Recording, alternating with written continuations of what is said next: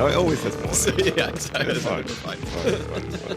I've not looked into what warning means, just so long as it is recording. Yeah, I'm going to record. Exactly. As long as it keeps recording, we're fine. Yes. No technical difficulties this week.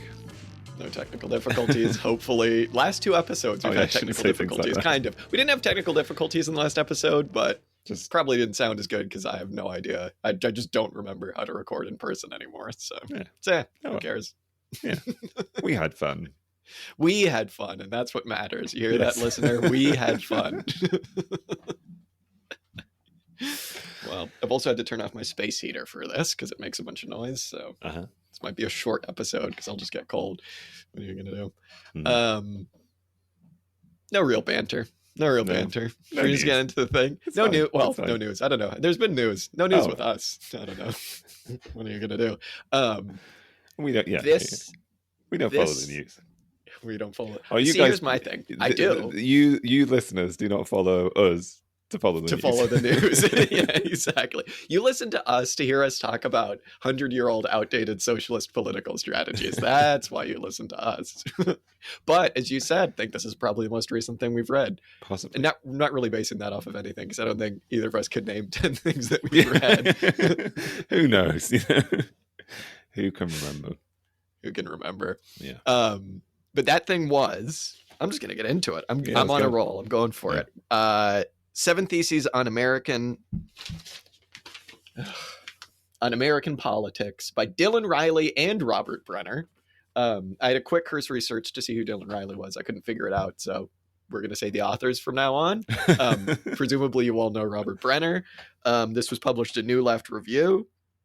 It's very good. We figured, I don't know if it was just because of the election or because of like our general feeling that maybe we should talk about something resembling current events. But I think I enjoyed doing this. That's why we decided to do it maybe. And it's basically just Robert Brenner talking about and Dylan Riley talking about, modern politics. And I was like, oh, you can apply all of this stuff to now, not just to like esoteric debates that nobody cares about. But it is a very kind of like long durée analysis of the contemporary. It's very much more, not exactly how did we get here, but like here our present time in the context of like a broader historical analysis. Long durée meaning since the 70s. Like 50-year long durée. Yeah, it was good though. It's interesting. I mean, this was written, I guess, 2022 around then to help try and explain I don't know if everybody remembers because this feels like so long ago, but in the midterms when Biden was president, everybody expected the midterms to be this massive red wave, right? Where all of these Republicans were going to win. It was going to be a massive disaster. Holy shit, look at all of these prediction models. And we just never learn because prediction models have no idea what they're doing anymore, it would seem. And that did not come to pass, did not come to fruition. In fact, the Democrats wound up doing quite well. And there were loads of explanations put into place after the fact about why we all should have seen this coming and how all of the smart people saw this coming, blah, blah, blah, blah, blah.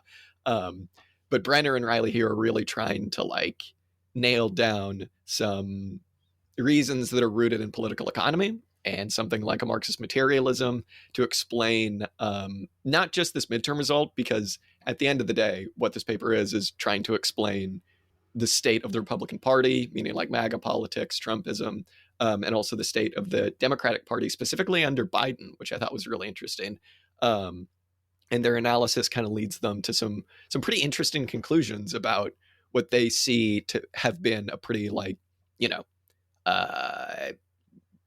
large shift in the way that in the regime of accumulation and specifically the role that the state and generally like politics plays in that regime in the last 20, 25 years. So it was really good. It was just disjointed enough in the way that it was written that I was like, all right, my shitty attention span can follow this. This is very good. Jumping around all over quite a lot of paragraphs and news sections. And yeah, that's one thing I got to say about this. This was laid out in the most psychotic way. It's like 7 theses, and then there are like 10 sections, and it's like there are multiple. Some of the theses are actually 3 in 1.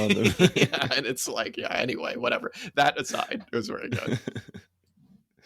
Yeah, and I think in some ways, yes, this is an effort to explain the midterm elections 2 years ago, but it also does do a lot to explain this most recent presidential election in the US. I mean, in some ways, this also the other reason why this is perhaps relevant to us now is it shares a lot of a similar theoretical schema to the riot, strike, riot analysis in some respects, or from what Joshua Clover takes of Robert Brenner's sort of like political and economic theories.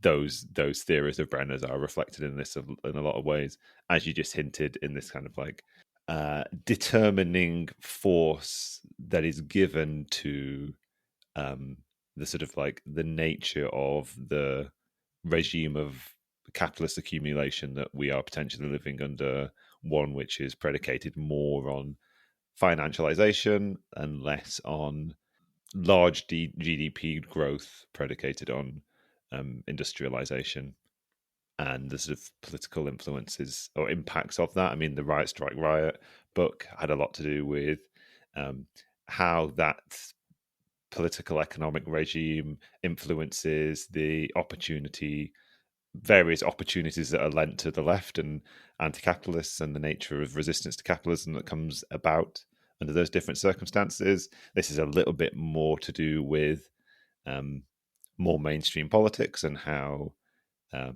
that change in the regime of accumulation influences the various fortunes of the two main political parties in the US, and what it's done for the nature of the elections, for the nature of the political coalitions, through the ultimate, what it's done to the ultimate objectives of the political parties. But yeah, so this has been a nice follow up to that in a lot of ways as well. Yeah, and that's something that you reminded me. That's something I kind of wanted to bring up is how, like, for me at least, have we ever read Robert Brenner for the show? Like specifically Robert Brenner? Or we've read maybe some stuff that he co-authored with Ellen Meekson's Wood, or maybe that he like edited, but I don't know if we've ever No, specifically read I him. actually think that we haven't. That's crazy because we talk about him enough. Yeah, classic. It's funny. Yeah, it's classic us, isn't it? Yeah, I read a book review of something of his once. Yeah. But it's funny because I kind of feel like I'm coming to a lot of these ideas backwards, where he so clearly was one of the main influences of a lot of what we kind of consider like ultra left politics in, you know, socialist circles. A lot of the people, Phil Neal, potentially the guy that we read about population. I'm just thinking that like Endnotes is probably hugely influenced by him, and a lot of his work and the work of people like Ellen Meekson's Wood, who obviously they worked together really closely. It's just funny. I feel like it's weird coming to these ideas in that roundabout way after reading that stuff and being like, why isn't this stuff being written in the same with the same like flowery prose and the same like kind of, you know, over the top like dramatic writing? It's just weird seeing it written by just like some university professor. It's very funny. And obviously a lot of their conclusions might not be the same. I'm speaking here specifically about like communizer stuff, but yeah, it was funny. It was kind of weird. It's just interesting to see that this is clearly his version of political analysis. Not too sure who influenced him, but is very obviously the influence for a lot of communizer politics.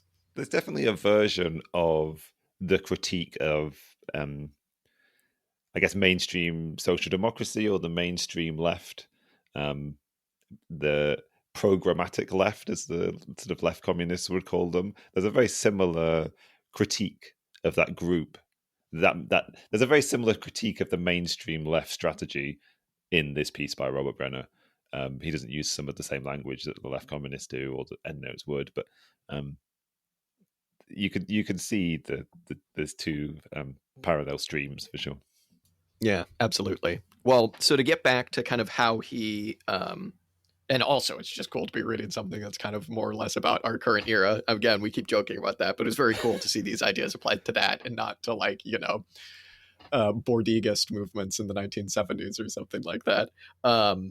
So the kind of typical liberal explanation, establishment explanation, maybe I should just say, of the failure of that red wave in the 2022 midterms was a number of things. It was, you know, high youth turnout among voters. It was kind of really poor candidate selection quality on behalf of the people who were running to be loyal to Trump for the Republicans.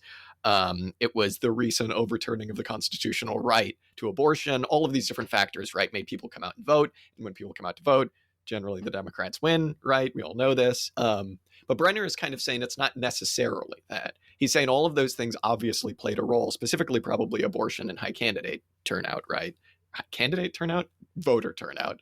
But he's basically saying that it is linked to, and this is the big thesis of this whole paper and for a lot of his work now, what he calls a tectonic shift in US politics and the structural changes in the regime of accumulation. And to kind of not bury the lead too much, basically what he says that is what he calls political capitalism. And we'll get into talking all about kind of what that is and how it's different to. I'm tempted not to use the term neoliberalism because I think that Robert Brenner probably also wouldn't use that term. Because I think a lot of the things that we consider neoliberalism to be, right? This regime that's come in since the 80s about like austerity and squeezing workers and trying to really maximize profits at every opportunity. I think a lot of people, specifically Robert Brenner, would say that's just kind of a tendency of capitalism. Those kind of like quantitative increases in those things don't necessarily make a specific movement. So for him, he's really focusing on the way that profits are being squeezed out. And we'll get into a lot of exactly how this works and how it's worked for the last 25 years and how it's kind of reaching something of like a really lame pinnacle under Trump. It is more or less just a kleptocracy, though. It is more or less just politically engineered, artificial, quote unquote, profits, and just the state doing everything it can to just pump money to the wealthy, but also to speculators, to all these different things, in a way that is pretty unprecedented. And, I would say we'll get into it qualitatively different from the way in which the state has generally done this in the past, right? Because obviously the state is something that props up accumulation, it props up capitalist social relations. But the way that Brenner is saying that it's doing it now, specifically in the United States, since about George W. Bush, is quite different. And so we'll get into that, I guess. Mm-hmm. Yeah, I'm looking forward to that because I was quite confused by the idea of political capitalism in some respects. I sort of think I understand what it means, but also the similarities to the neoliberal project are there as well, and there is some sort of like muddying of the water for me that I don't quite know how to pass. So we can get to that perhaps. I don't know. There are some sort of like fundamentals to his analysis of how American politics works that maybe it's good to start with because he's sort of talking about the whole history of the 20th century really and now into the 21st in the context of the US two-party system and the underlying thesis being that primarily obviously the US has never had a workers' party. It's never had a party that was committed to a sort of class struggle politics. Rather, what it's had is two political parties, and we've touched on this on some of our other readings. It's had two political parties who represent different factions of capitalism, and then vie for working class support in order to be able to win democratic elections. And to some extent, that the truth of that seems to be running all the way through these two different sort of like regimes of accumulation that he's identifying, or the authors are identifying, but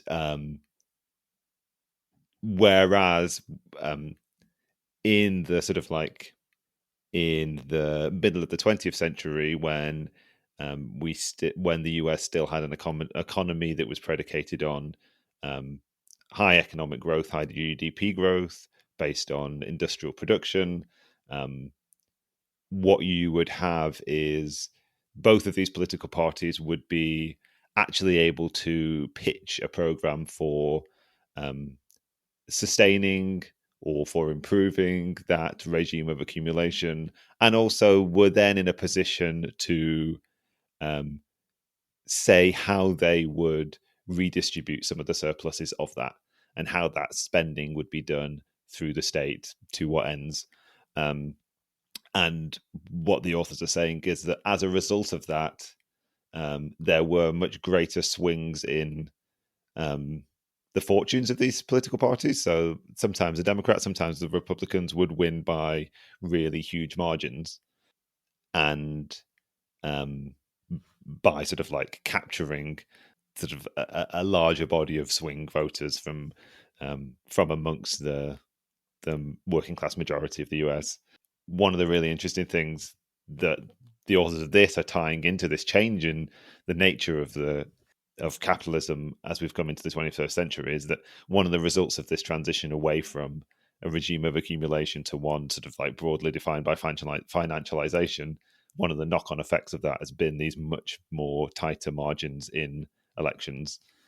So it's interesting to see that political outcome be tied back to a fundamentally political economic base, I suppose. Yeah, absolutely. And it I think you're probably right to have a little bit of what's the word? Like pump the brakes on this a little bit, because it is at the end of the day a lot of the things that he's describing that this new structure of accumulation does, political capitalism. It's like, well, a lot of them are kind of things that have always been done by the American state, right? Like tax breaks. Quantitative easing is obviously kind of like at least to the extent that it's being used now, is obviously much newer. But it's interesting. It's interesting to think about how what he's describing is actually qualitatively different from the old kind of what he calls the material basis of consent. And I think you're definitely right to bring up like that fundamental contradiction of all bourgeois parties, right? Which is, we talked about this during the last UK elections, where specifically with the Tories, this is so pronounced, where the contradiction is that every party exists to ensure accumulation to a certain extent. And that old material basis of consent and of politics was always that each bourgeois party had a different plan for growth, right? They had a different vision for what, an economic boom would look like under their rule. But obviously, they also still, there, is a democratic, veneer over all of this. They still do have to appeal to working class people to get those votes. And I guess he's saying that the way in which that's going on right now is a little bit different and fundamentally changed. I mean, in America, which is just, the bourgeois dream, right? This is the way everything is supposed to work, going back to the, American Revolution. Get rid of the monarchies, get rid of the nobility. Just, we're all about making money, baby. That's the whole thing. If it ain't about making money, it doesn't make sense. You know what I mean?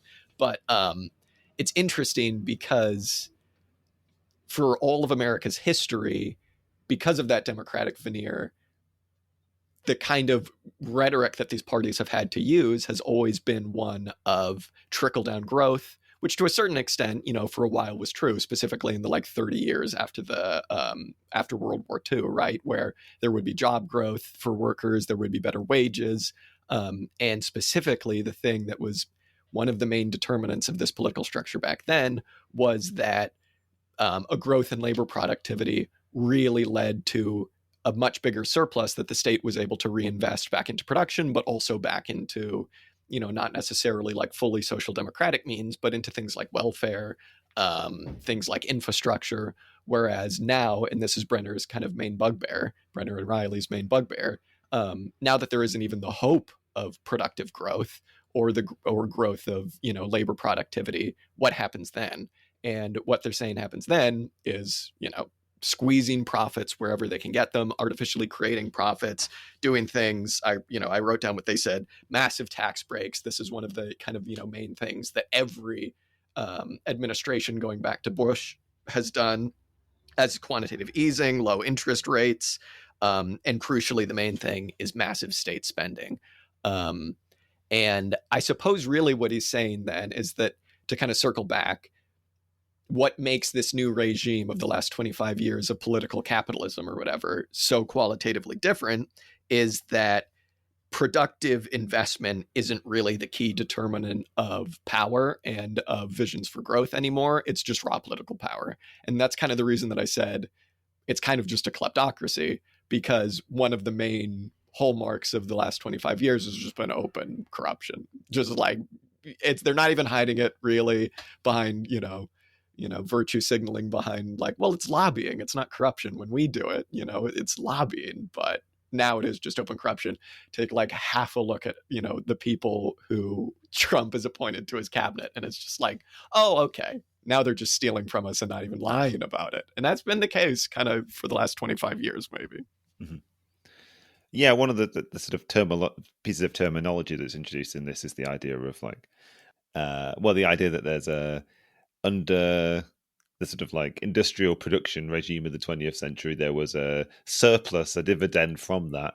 The profits of the capitalists could be protected and enhanced, and there could still be a social surplus that could be directed toward the construction and the maintenance of the welfare state, whatever, plus like growing wages for workers. And whereas now what he's identifying is a political situation, yes, where it's sort of like raw state political power, which is protecting both protecting the wealth of the asset owning classes, but then also funneling as much wealth toward that as possible to sort of like maintain their income levels. And then he sort of describes that as a kind of like, whereas before there used to be a sort of like a redistributive regime from the bourgeois class to the proletarian class. Now there's just sort of a regime of redistribution internal to the proletariat class, and therefore there is a kind of like, there are factions within the working class which are sort of permanently aligning themselves with one or other of the political parties in the US, predicated upon how they think their economic needs are best served under this circumstance of channeling wealth or protecting wealth away from one section of the working class to another section of the working class, or protecting the wealth or the assets or what have you of one section of the working class against another. So it's sort of this sort of like what he's called. I've heard the phrase zero sum game. He also used the phrase positive sum game. So now we live in a sort of zero sum game arrangement, whereas we used to have a more positive sum arrangement where there was a surplus, if that makes any sense. Yeah, exactly. And it's interesting too, right? Because I think he uses the phrase over and over again, zero sum redistribution, where, now it's just people fighting for whatever scraps they can. And crucially, when we talk about a lot of the profits that are being made by capitalists, and, everybody will tell you how good the economy is doing. Everybody will tell you, when we can get into why that's not necessarily true here in a bit, but a lot of these profits are financialized ones that are not necessarily the creation of value. They're just pure money. It's just the phenomenal form. And in a lot of cases, when we talk about quantitative easing, it's just print more of the phenomenal form, right? Which, if you have, even as I do, a basic understanding of Marxist value theory, that's not a particularly good recipe for, long-term stability. And it certainly feels like the ruling class recognizes that. There's a real like rats on a sinking ship kind of vibe to a lot of this, where it's just like, take whatever money you can, bribe as many people as you can. And, one of the hallmarks, too, of the last 25 years, the last few administrations, has been massive campaign spending, like campaign spending just on an unbelievable scale. And that is because the capitalists now realize, if you've got your person in the office, well, I was going to say person, if you've got your man in office, then that's your meal ticket punched, because you can just tell them to pass whatever. And, another hallmark of all of this is massive state spending. As much as Democrats and Republicans like to pretend that there's this difference between Democrats and Republicans, where, Republicans don't want this pork barrel spending. They don't want, big government, all of that bullshit. he just lists the prescription drug legislation under Bush, Obama's ACA, Trump CARES Act, and then Biden went a bit sicko mode with, the American Rescue Plan CHIPS Act and the Inflation Reduction Act. All of these are just bills that just pump trillions of dollars into the private sector. And, to a certain extent, again, we'll talk about Biden here in a bit. Biden actually comes across pretty well in this paper, as well as maybe American president could when you're being written about by a Marxist. But this is just clearly, I think, speaking to Brenner's and Riley's point, which is this is just open corruption. This is just the state recognizing that there's been a massive stall in the demand for productive capacity. And that's what greases the wheel of the capitalist world system. And now that that's slowing down, rats on a sinking ship, make a app where you rent people's scooters or some bullshit. You know what I mean? Like, just more and more absurd ideas for profit. And yeah, it ain't slowing down. What's really fun about so much of the analysis in this is it really cuts straight through any sort of like common sense that you might have of what's good and what's bad, particularly if you're you're generally minded towards sort of social democratic politics, right? Where you imagine a sort of a supporter of Sanders or Corbyn, perhaps, or imagining that like state spending is good, or like which he's not being. I'm not, nor I nor he are coming down morally on whether it is or isn't good for Obama to introduce like the Affordable Care Act, right? Like sort of like whether that was or wasn't the legislation that people wanted or were hoping for. But if you're minded toward a sort of social democratic outlook, you might say, well, okay, great, okay, a democratic president, like introducing a big piece of legislation that's intended to help people. But it's interesting to see Brenner sort of like point to all of these big legislative projects from Democrats and Republicans, and rather than tie them into a political, although he's saying like political capitalism, I guess, rather than it being tied into a kind of like what politics is good versus what politics is bad, what politics is left wing versus what politics is right wing. It's more connected to what is good for the sort of like longevity of the capitalist regime and whatever sort of section of the capitalist class is being aided by this whatever political project in question, I guess. Yeah. And one thing on that really quick that it made me think of is like, I tend to kind of think maybe similar to what you're saying about the kind of alliances that these political parties have with different factions of capital as being pretty set in stone. But this gives a point of view where it's actually a little bit more fluid than you think. And specifically, I think that that's pretty obvious when you look again at Trump's cabinet picks, however long those people are going to last. I mean, Matt Gaetz already got told to step aside, which is incredibly funny. It just goes to show that these alliances shift, and that especially now when it's not so much plans for growth, which require, years, if not decades, to actually implement and to put in place. I'm thinking about something like Eisenhower's infrastructure plans in America or something like that. It's really, quick plans for, we'll just give you money.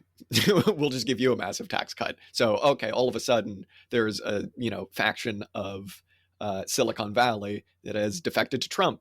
And that's because, they were pissed off about the way they were treated under Biden with all of his, wannabe progressive antitrust stuff. And now all of a sudden you got a bunch of people from PayPal who are like apparently fascists now. Not to say that they weren't always fascists, but it is just interesting how the authors here are painting a picture that is much more fluid than you might think. And I guess it's also worth remembering the phenomena of like capitalists or whoever like donating to both political parties, like vast sums of money to hedging their bets. It's not like.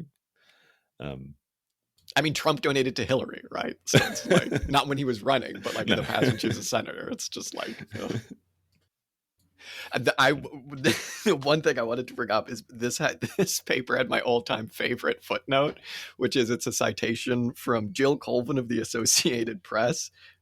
This just goes to show how fucking stupid everything is in America right now. It's from the 20th of December, 2021, and the title of this article is "Trump reveals he got COVID-19 booster shot. Crowd boos him."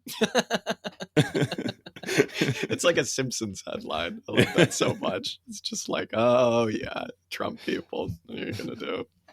Um, well, so maybe now we should talk a little bit about. He gives the authors here give a little bit of a brief background of the kind of historical class structure of the United States and how it's kind of got here. And here they're pulling pretty heavily from Mike Davis's work that we've talked about a lot before, about kind of his thesis about why there's never really been class politics as it's described in this paper, or a labor party as such in the United States. And that has to do with kind of the racialization of labor.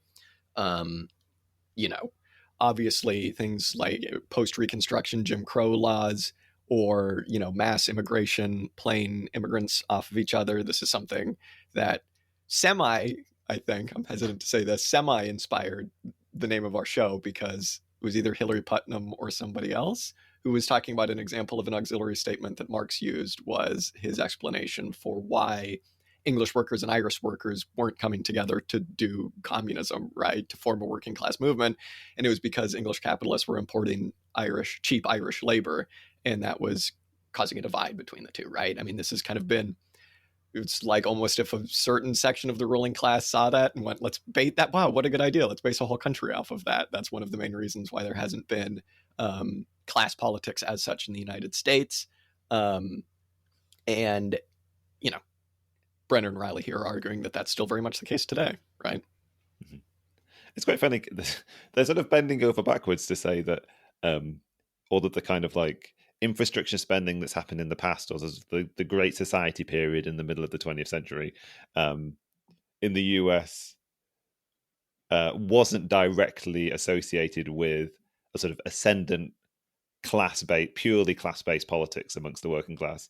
So they're quite keen to say that that isn't the case, but also there's something a bit essential about the analysis where it's like this like large state spending in the past under regimes of like industrial-based high growth accumulation usually had this correlation between like agitational class politics and sort of resulting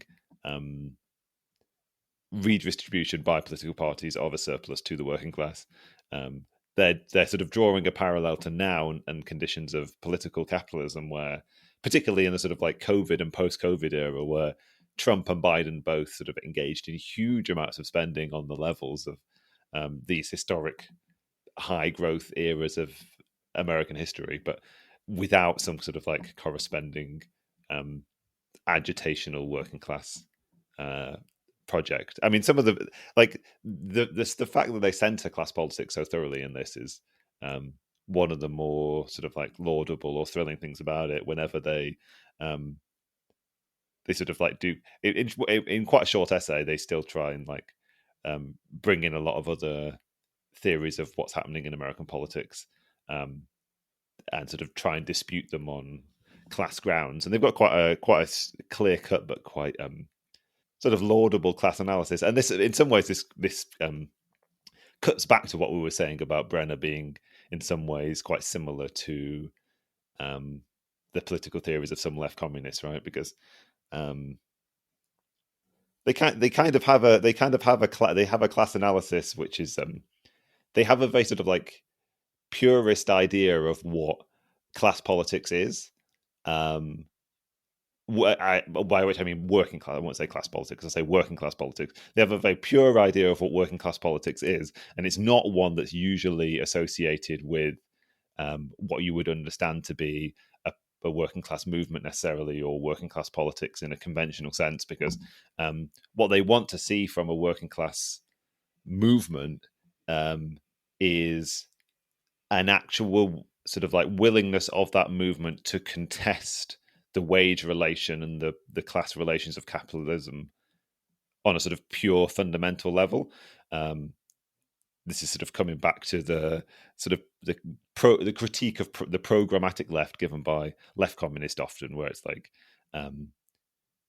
a critique of a left, maybe we call it like a social democratic left, which seeks to protect the interests of the working class in their fundamental position as workers under capitalism, rather than seeking to dismantle and destroy the class relations of capitalism. And the center of this essay is always quite like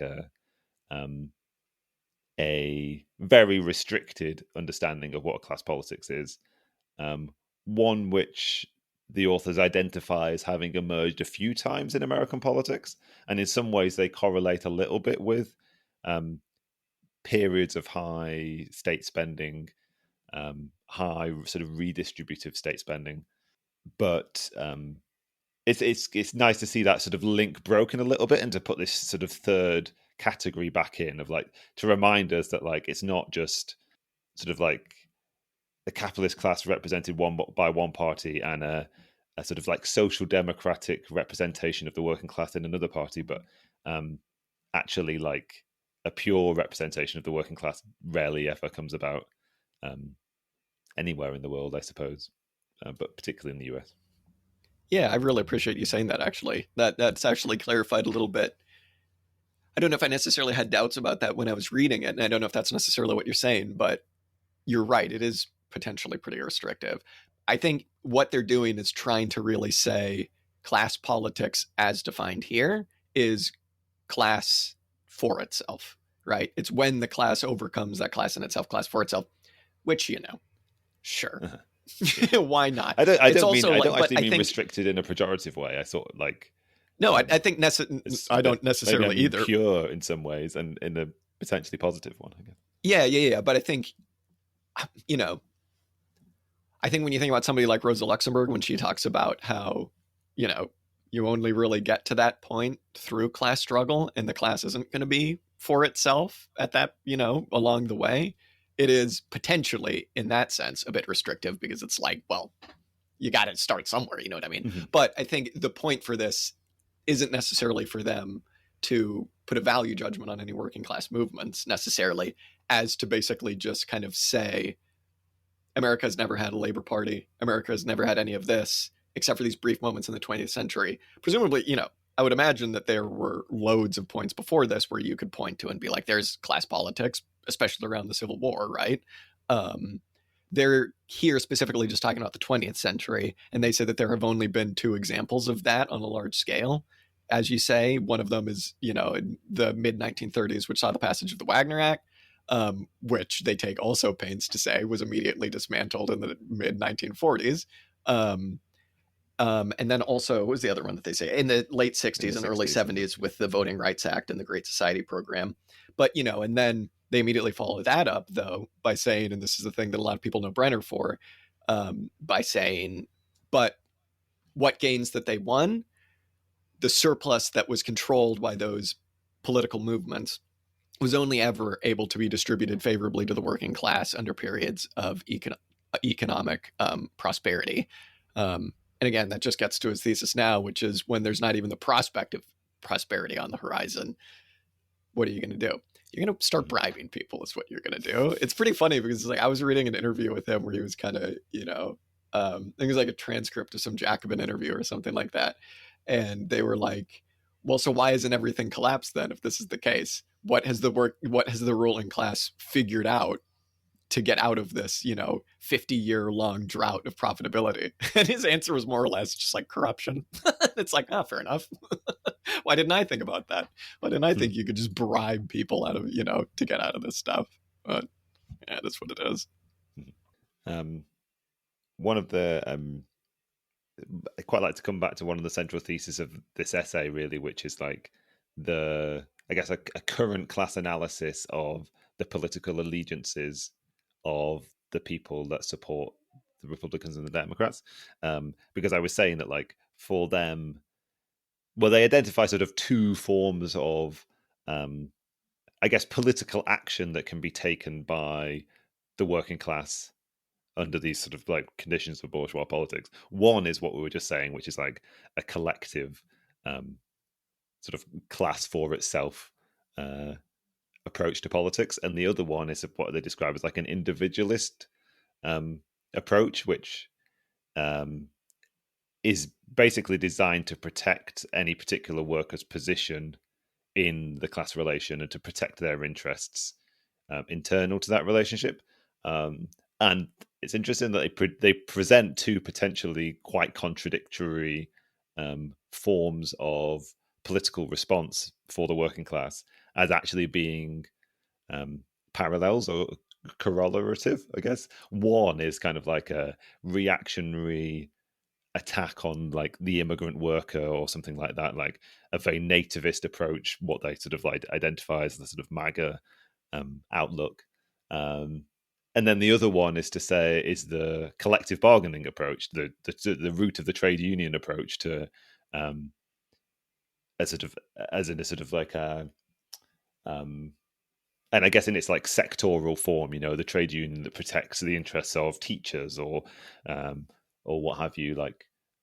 So it's interesting to see sort of that traditional, like almost reactionary right wing political form and a sort of traditionally social democratic or even socialist political form actually lumped together as forms of working class politics that um, are defined by class, but they're not class politics in scare quotes that like um, the authors of this piece will be like I don't know. They're not doing what I want them to do, so it's not class Yeah. politics. God damn it.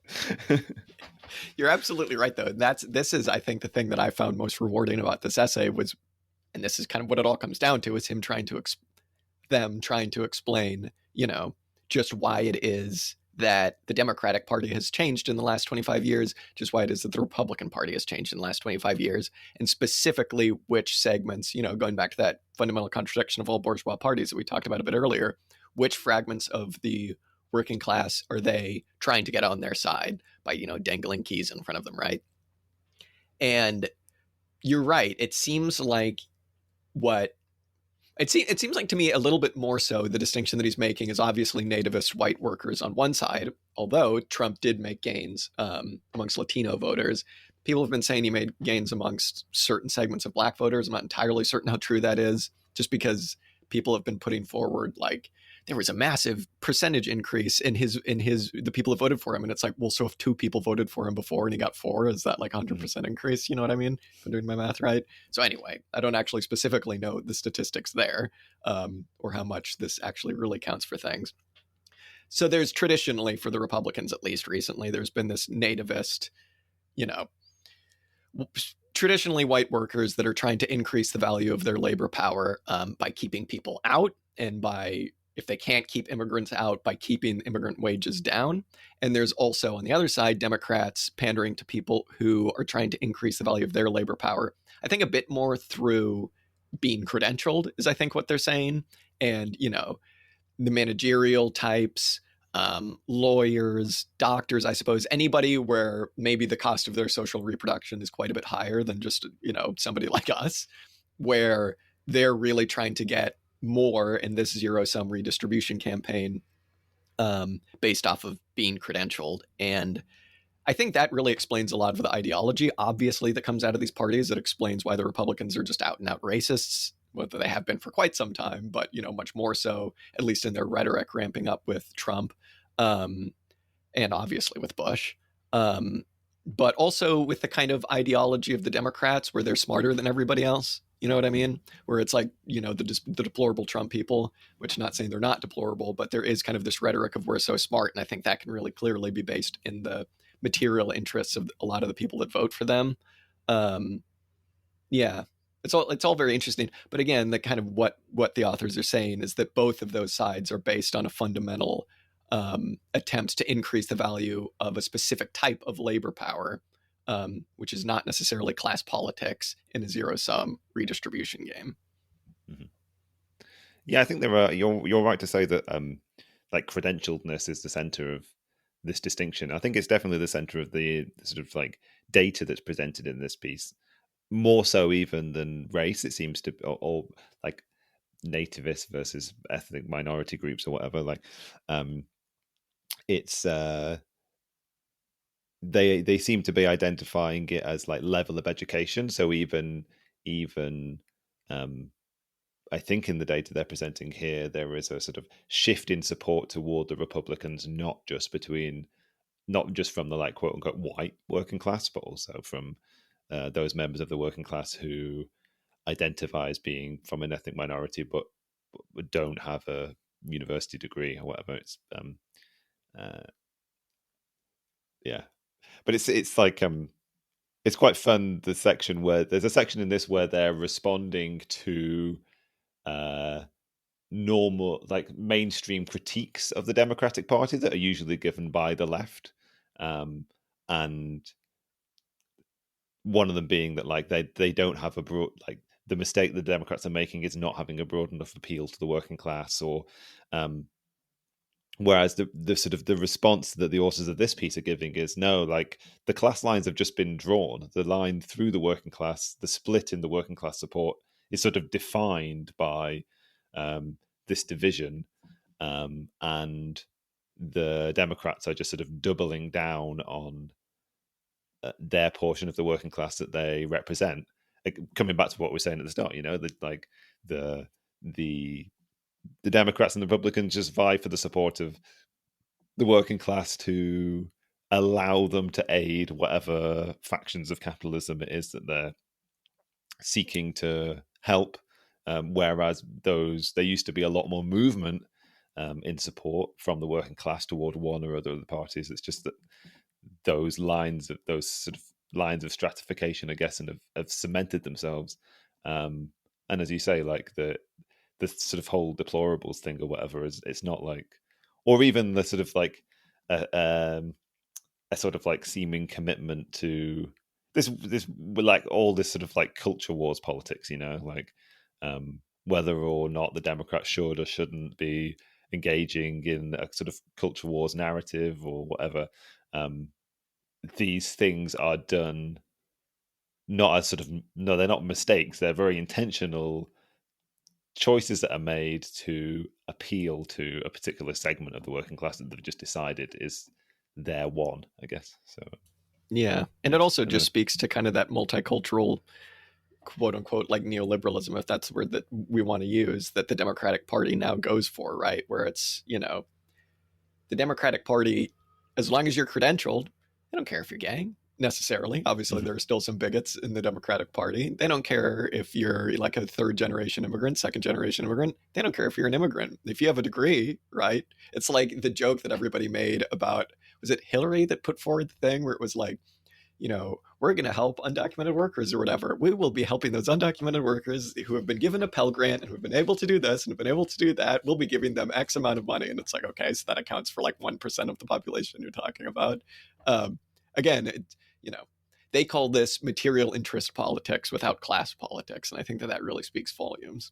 And I think another thing that's worth bringing up is that they're really trying to respond to criticisms of a Marxist analysis based around identity politics and based around, people aren't voting anymore based off of their class. That's an outdated idea. People are voting the way now based off of how they identify and, what, subgroup they belong to, or, another thing that's in the crosshairs of the authors in this piece is this idea of the PMC, right? The professional managerial class, where I'll just read a section here. Right before this, authors are trying to deconstruct why that's not true, why class is still the fundamental determinant of why people vote the way that they do. And right before this, they're kind of saying that it is the class positions of various poor white workers who think that excluding immigrants, keeping, the wages of first, second generation immigrants, Black Americans down will help them. They say whether or not that's actually an accurate analysis is kind of beside the point. That's kind of, the narrative that's being spun.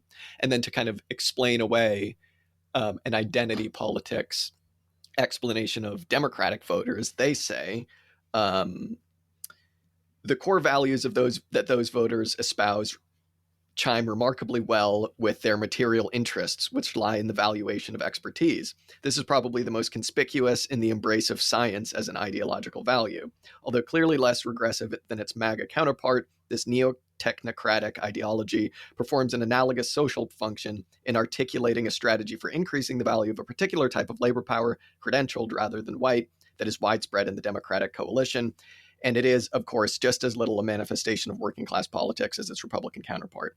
So there is, I think, a lot of easy explanations are leveled these days about kind of trying to explain the rise of this kind of weird fascist adjacent movement in the Republicans and the rise of this weird kind of like multicultural neoliberalism of the credentialed, maybe elite, maybe not elite, maybe just still members of the working class amongst the Democratic Party. People are voting because this is the party that believes in LGBTQ rights. This is the party that believes in, we believe in science in this house, little signs out front of people's houses that say stupid bullshit like that. Whereas, it's identity politics for Republicans too. It's, they're white. Their grandpappies have been in this country forever, right? Whereas what Brenner and Riley are doing here is they're tying this all back to class, and they're saying, no, it is still the fundamental determinant. But whereas you would expect in a society where class is the fundamental determinant, the working class to form some sort of class politics, what they're saying is that we have in America is material interest politics without class politics. There's a pretty crummy situation to be in. So yeah, what are you going to do? I don't have an answer. I don't think they do either. So, yeah. I've been toying with an idea which was intended to be a hopeful one in some ways. Oh, go on. I ended up having a bit of a conversation about political strategy, I suppose, recently, and I sort of like had reverberating in my head this question of like coming out of the Riot Strike Riot book, like, do the conditions for the sort of like traditional Marxist approach to politics still exist? Is it possible under this sort of financialization regime that we live under to construct a working class party as it used to exist? But I was thinking about this in the context of how Marxists recently or socialists recently have like sought to and continue sometimes to tie their politics to social democratic politics. They seek to tie their politics to Corbyn or to Sanders. And it feels to me that one of the things that is foreclosed by this analysis is any sort of like sense that that kind of strategy might be productive. Like, I wonder whether, and whether this is a positive thought, I don't know. I sort of wonder whether that social democratic strategy is totally sort of foreclosed by these circumstances. There is no surplus which to contest, really. The only thing that it's possible for us left-wing politics to contest nowadays is the actual existence of this wealth-owning class themselves. I don't know what you do. I mean, it's a big ask. Okay, how do we build a politics around that? But what I'm wondering is whether one of the bigger pitfalls of socialist history is now being like foreclosed upon and shown to be bankrupt by this kind of analysis. I don't know whether you think that's a positive thing or not. I was going to say, it seemed pretty negative. Yeah. I was waiting for the hope there. Oh, no. No, I do see what you're saying. What you're saying. I think when that question is kind of posed, it makes me think a lot more about the 20th century and about, wow, it really sucks that the labor movement lost. That really sucks if that is like, because I've been doing a lot of the same thinking about like, is that I know we were in a bit of a moment of despair after reading Joshua Clover. Read that book. I think, I don't know, because it's like, is that the natural vehicle for a Marxist politics? And if so, that doesn't bode particularly well for the future, right? But it is interesting. I mean, now we're just going to sound like communizers, but it's like exactly as you say, the only thing left to contend is the actual existence of this wealth-owning class. I don't know. It's tough. And I mean, obviously one could read this and go, the strategy needs to be showing the line in the sand that has been, I don't want to say arbitrarily drawn by these two parties, because they're really giving a material basis for why different factions of the working class support these two parties on almost equal level. Um, but you really want to try and bridge that gap and show, the racist white workers you have more in common with. But then again, it's like, I don't know, what are you going to do? Tell them that they have more in common with the credentialed, like, person that sticks up their nose at them? I mean, I don't know. What this reminds me of maybe the most is when we read that Wallerstein essay where he was talking about the bourgeoisification of the proletariat and the aristocratization of the ruling class. That seems so pertinent after having read this, that I don't necessarily know how working class politics would function there. Um, yeah. Go on, go on, go on. I was just going to say that it seems like while while class still is the fundamental determinant of a lot of these things, it certainly seems like there's this veneer of everything being so overdetermined, because to a certain extent they are, right? Now, they're not being overdetermined by identity politics. They're being overdetermined by the material interests of different factions of the working class. So, yeah. I mean, the ultimate place that this class analysis ends up doesn't leave a lot of room for hope, does it? It's like, Yeah. how inextricable are these two sections of the working class now, and are they more likely to sort of hold the hand of the political representation of the bourgeoisie that they've chosen, all the way down to sort of the doom of the collapse of capitalism and the environment? And I mean, maybe I don't know though, because maybe if this is the real movement, right, as it actually exists, and maybe if we're trying to like draw out politically what this would look like, it's still a zero-sum redistribution game. You know what I mean? Like, sooner rather than later, it seems like it's going to become obvious to all members of the working class, whether it's lawyers that can't buy houses, whether it's white workers that things have gotten worse for them under Trump. I'm not kind of trying to tie this into any kind of ideology. I'm kind of trying to tie it into material interests. I don't want to make it seem like the point that I'm making is that because they need their votes, the ruling class somehow does represent these factions of the working class, because they don't at all, right? And that's only going to become more obvious given time. I guess the question then just becomes, how long can the ruling class keep pretending like that's who they represent? I was listening to something recently that seemed to say that Trump's, vocal support for certain unions isn't necessarily loads of hot air. It's because if they're actually trying to, this element of the populist Republican Party is actually trying to bring back some element of manufacturing, or some, whether that's to the United States or, to somewhere like Mexico that can be easily controlled through trade deals, unions are going to have to be on board. But I mean, I just heard that and I was like, I see what you're saying, but also like, it just seems like that populist project is just doomed. It's just completely doomed. It's like, you can't go through this whole process of a kind of imperialist offshoring of manufacturing jobs to where labor power is much cheaper to make loads of profits and then bring it back. You know what I mean? So I don't know. My point is that it just kind of seems like these political projects are doomed to fail in a way that will hopefully, if we want hope, hopefully try and blur the lines in the sand that have been drawn between different elements of the working class. We'll see.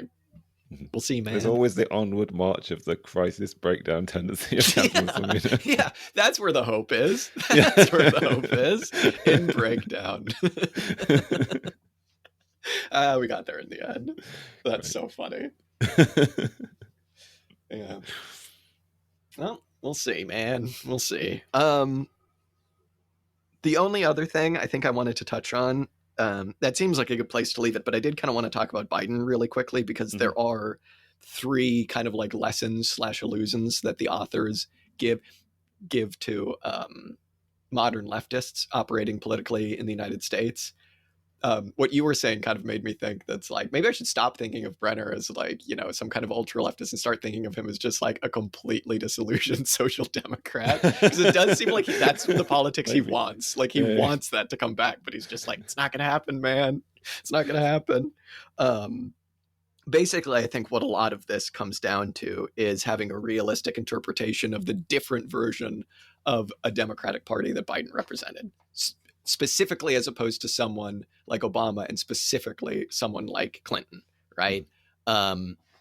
We talked a lot about how there's material interest politics for the working class without a class politics, but also there's kind of a weird similar version of that with the ruling class because Biden here is portrayed as someone that was a progressive, not a social democrat, a progressive, somebody whose ideal is free markets with no monopolies, right? This is one of the things that's probably caused certain elements of the ruling class to go over to Trump.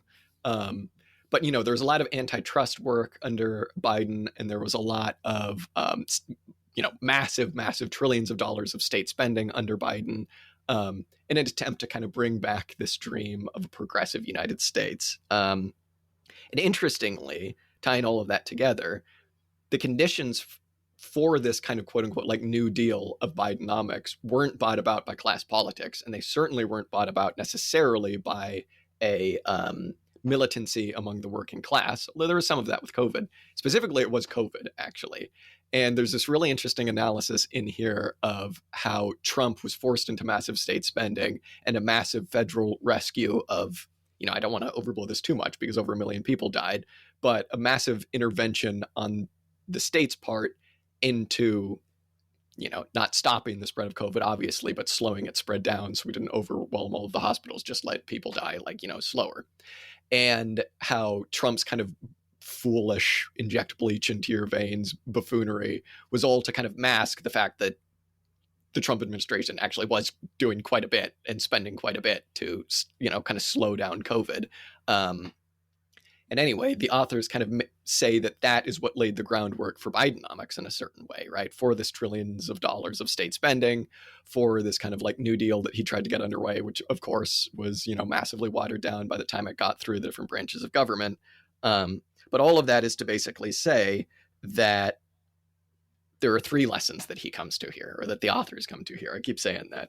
The first lesson, or maybe I should say these aren't actually lessons, these are illusions that the authors believe that the left is under, is that, first of all, that Biden was somehow timid.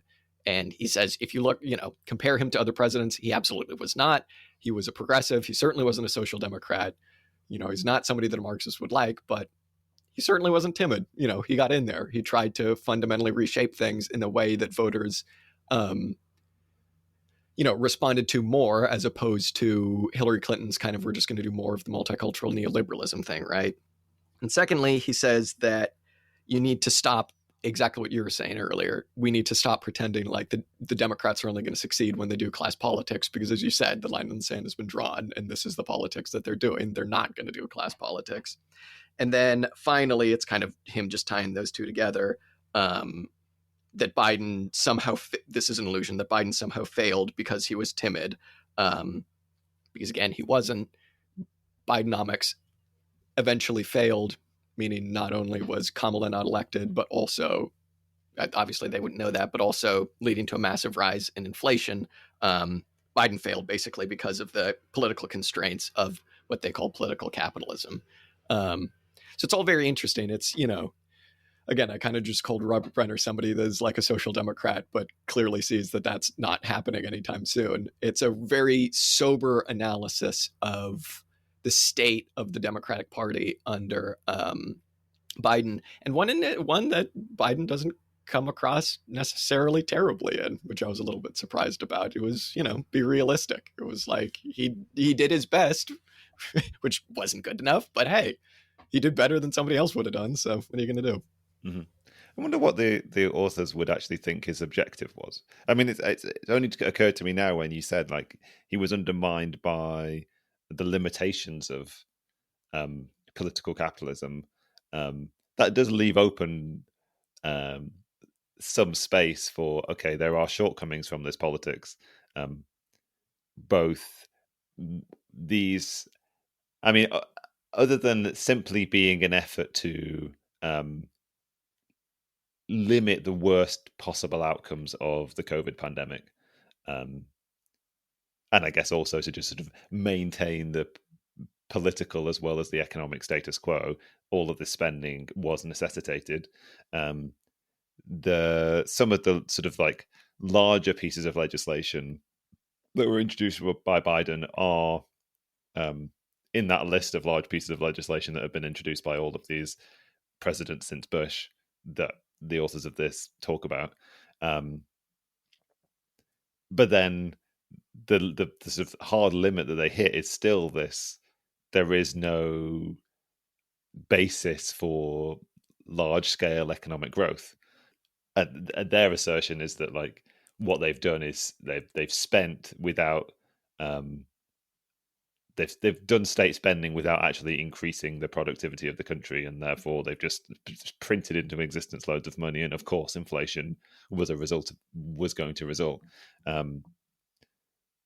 I don't know what I'm saying exactly, but it's interesting that this piece ends with a point of, okay, here is the hard limit maybe already reached of this political system that is being identified as being sort of determinative of our current political era, I guess, which does then begs the question, like, what next, I suppose. Yeah. I guess just a further intensification of, you think this is a kleptocracy. Just wait till you see it in 4 years. I haven't really read very much Brenner. I'm led to believe that he's sort of into this sort of like the neo-feudalist kind of analysis. Oh, really? Yeah, I think so. Yeah, that's interesting. I don't know whether like I was. As soon as he started using this phrase "political capitalism," I was immediately reminded of like what we've read about feudalism, described not by Brenner but by Meeks Wood and others, of like. And the way they do define it in this as well is like feudalism being defined by an economic relation that is predicated purely on political expropriation by force, rather than the form of capitalist exploitation of the working class, where the mechanism of expropriation is internal to the economic process itself. So whenever he says political capitalism, I sort of just minded to think, is he laying the groundwork here for an argument that says we're moving back toward a form of exploitation and expropriation that's predicated on hard political state power, as it was sort of under feudalism and the feudal regimes, like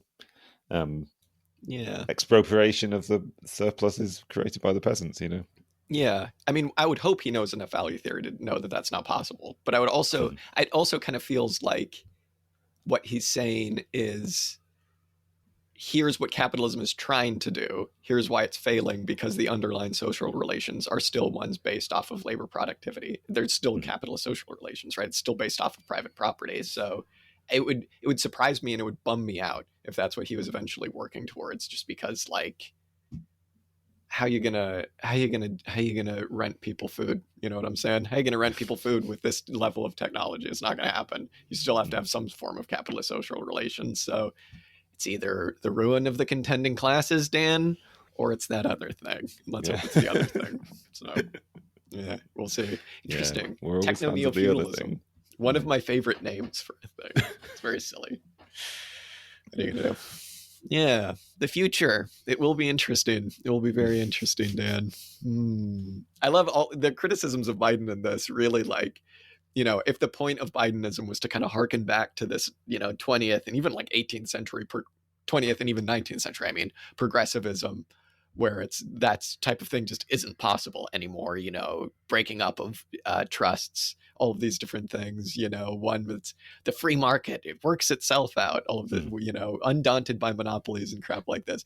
That is like, well, that's why Biden came across as such a like old fuddy-duddy. He was an old fuddy-duddy. He was like, because he was actually a 19th century politician. Yeah, exactly. It was just incredibly outdated.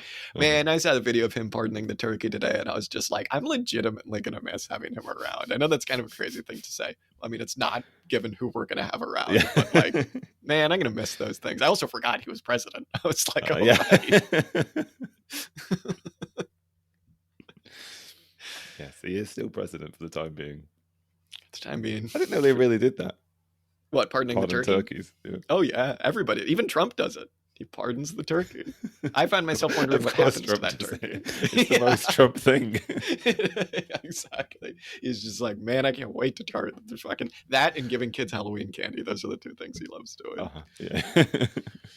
Man. This gives him fine. Yeah. Oh, sure. He doesn't sound that bad. This guy, how bad could it be?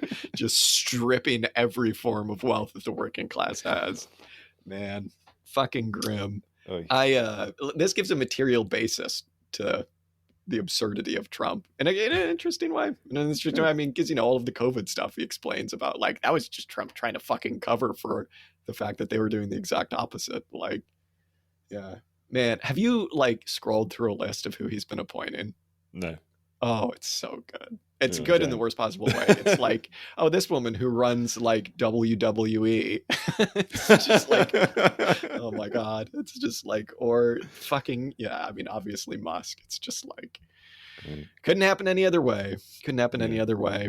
We'll see. That's one thing I will say is that Trump comes across in this as, the kleptocratic threat to American democracy, which he obviously is.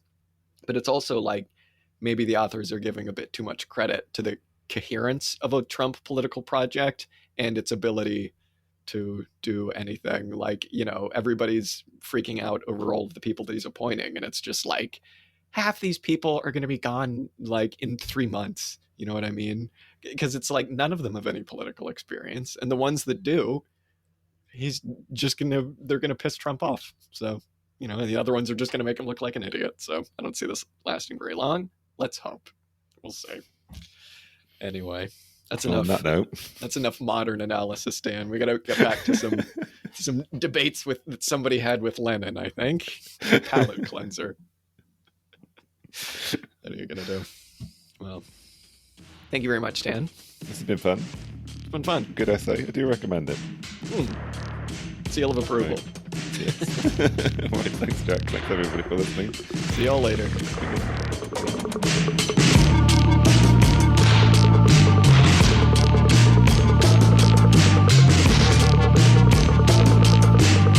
Hey, everybody. Jack here. Thank you so much for listening to this week's episode. The song that you heard on this episode is Music to Kill Bad People To by King Gizzard and the Lizard Wizard. You can go ahead and check this song out and much, much, much, much more on their Bandcamp at kinggizzard.bandcamp.com.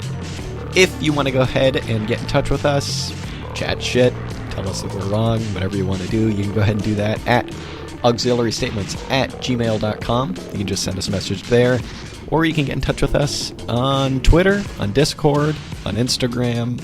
You're a smart person. You can find these places. We got a YouTube. We post stuff there as well. Sometimes we stream. Thank you so much for listening. Till next time.